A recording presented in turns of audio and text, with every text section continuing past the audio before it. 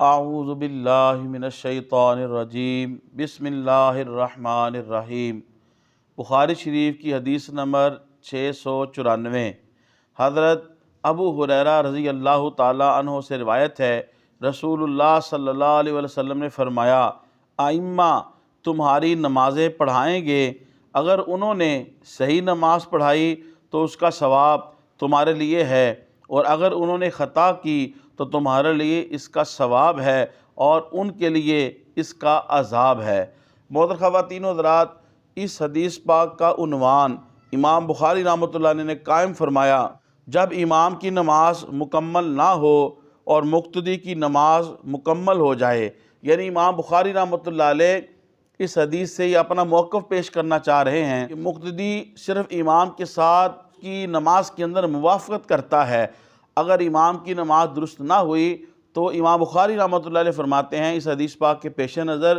مقتدی کی نماز جو ہے وہ صحیح ہو جائے گی۔ لیکن امام اعظم ابو حنیفہ رحمۃ اللہ علیہ احناف کا یہ موقف نہیں ہے۔ امام اعظم ابو حنیفہ رحمۃ اللہ علیہ کا موقف یہ ہے کہ اگر امام کی نماز درست ہوگی تو مقتدی کی نماز بھی درست ہوگی، اور اگر امام کی نماز فاسد ہو جائے گی تو مقتدی کی نماز بھی فاسد ہو جائے گی۔ امام اعظم ابو حنیفہ رحمۃ اللہ علیہ کی دلیل یہ ہے کہ نبی کریم صلی اللہ علیہ وآلہ وسلم نے فرمایا، سنن ترمذی اور مسند امام احمد کی روایت ہے، اس کا مفہوم یہ ہے، امام ضامن ہے اور مؤذن امین ہے، اے اللہ ائمہ کو ہدایت دے اور مؤذنین کی مغفرت فرما۔ اس حدیث پاک کے پیش نظر یہ مسئلہ نکلتا ہے، امام مقتدیوں کی نماز کا ضامن ہوتا ہے۔ اس حدیث پاک کا مفہوم اور معنی یہ ہے کہ اگر امام صحیح وقت میں صحیح نماز پڑھائے تو مقتدی کو بھی اس کا ثواب ملے گا اور امام کو بھی اس کا ثواب ملے گا، اور اگر امام